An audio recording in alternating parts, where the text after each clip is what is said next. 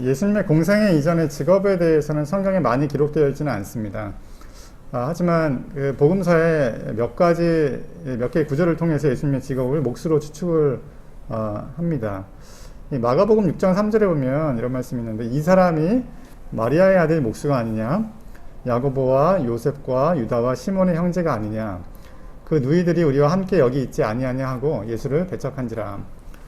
또 마태복음 13장 55절에 이런 말씀이 있는데, 이는 그 목수의 아들이 아니냐, 그 어머니는 마리아, 그 형제들은 야고보, 요셉, 시몬, 유다라 하지 않느냐. 마태복음에서는 예수님의 아버지 요셉을 목수로 이렇게 얘기를 했습니다. 신약의 원문이 헬라어인데, 목수로 번역된 헬라어의 원문은 텍톤이라는 것입니다. 이 단어의 뜻은 목수라는 뜻도 있지만 주로는 이제 건축하는 사람, 빌더의 뜻이 있습니다. 꼭 나무가 아니라 다른 재료로 만드는 사람도 가능합니다. 예수님 당시에 이스라엘 사람들은 또 아람어를 사용했는데, 헬라어로 번역된 텍톤이라는 단어에 해당하는 아람어는 나가라입니다. 나가라도 역시 목수의 뜻이 있지만 하찮은 일을 하는 일꾼이라는 뜻이 있습니다. 우리 이제 아파트나 상가 같은 데를 보면 설비 기사분이 계세요. 이 설비 기사를 또 영어로 하면 핸디맨이라고 하는데, 자잘하게 고장난 것들을 고치고 간단한 것도 공사 같은 거를 하는 분들입니다. 그래서 나가라가 이런 핸디맨, 이런 설비 기사의 뜻이 있다고 보시면 될 것 같습니다. 예. 그래서 앞에 말한 이 두 가지 단어, 헬라어로 텍톤과 아람어로 나가라는 뜻을 가지고 예수님의 직업에 대해서 몇 가지 가능성을 추측할 수가 있습니다. 먼저 예수님의 직업을 몫으로 볼 수 있습니다.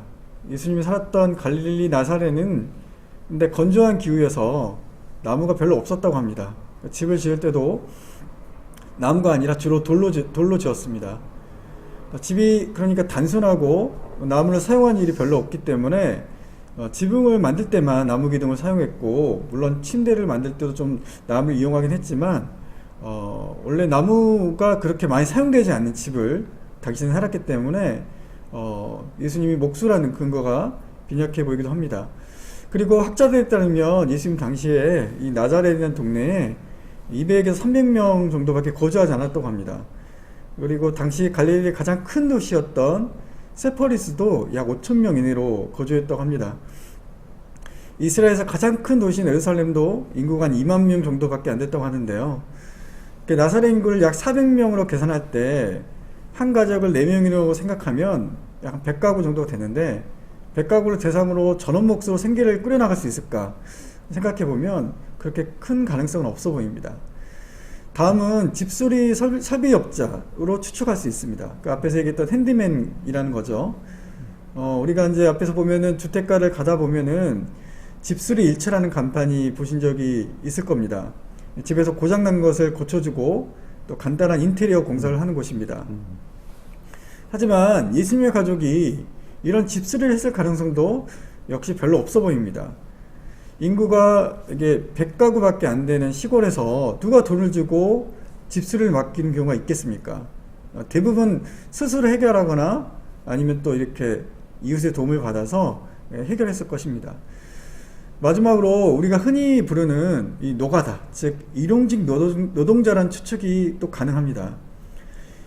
예수님은 이 목공이나 집수리 같은 이 고급 기술이 있어서 그것을 기반으로 자영업을 꾸렸을 것이다 라는 가능성이 사실 그렇게 크지 않습니다. 그렇다면 우리가 한 가지 생각할 수 있는 가능성은 예수님이 바로 일용직 노동자였다는 것입니다. 특별히 건축과 관련된 약간의 기술이 있을 수도 있고 없을 수도 있습니다. 기술이 있다면은 목공 기술보다는 건축 재료가 주로 도이였기 때문에 이 석공 기술이 있을 가능성이 있다고 볼 수 있습니다.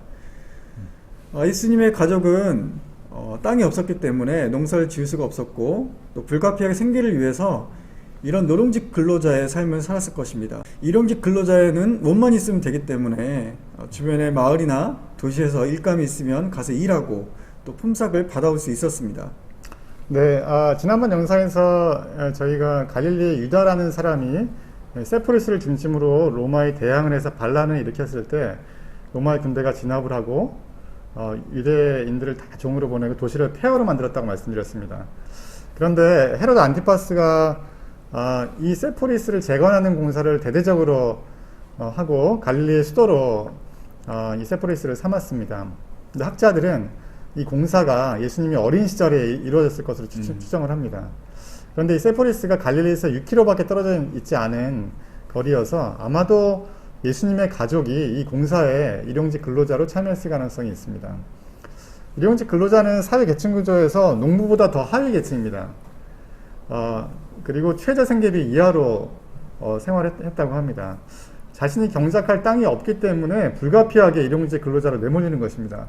이 농업사회에서 땅이 있으면 그냥 농사를 지으면 되는 거죠. 근데 그렇죠. 땅이 없기 때문에 이제 먹고 살아야 되니까 이제 일용직 근로자를 하는 것이죠. 마태복음 20장에 보면 포도원 품꾼의 비유가 나옵니다. 해지기 전에 와서 잠깐 일한 품꾼에게도 동일한 임금을 주는 것에 대해 일찍 온 품꾼이 불평을 하자 나중에 온 사람에게 똑같이 주는 것이 내 뜻이다 라고 말하면서 이 주인이 불평하는 품꾼을 책망하는 내용이 나옵니다. 어쩌면 일용직 노동자로 하루하루 생계를 걱정하며 살았던 예수님이었기에 품꾼과 그 가족의 생계를 보장해줘야 한다는 가르침을 주려는 의도가 있지 않았을까 생각을 할 수가 있을 것 같습니다. 네. 그래서 예수님이 고급 기술 가진 목수나 아니면 목수가 아니라 땅이 없어서 농사를 지을 수 없기 때문에 불가피하게 간단한 석공 기술로 건축 관련된 일을 했을 일용직 근로자로 살았을 가능성이 크다고 볼 수 있습니다. 그렇다면 예수님은 아마도 불규칙한 수입으로 인해서 굶기를 반복하는 삶을 살았을 것 같습니다. 그래서 어쩌면 예수님은 이 가난한 사람의 처지를 잘 알고 그들 위한 복음이 필요하다고 생각했을 수도 있을 것 같습니다. 그들 위한 복음을 그래서 예수님께서는 자신의 첫 번째 선언으로 말씀하셨습니다. 오늘 방송은 여기까지입니다. 시청해주신 여러분 감사합니다. 감사합니다.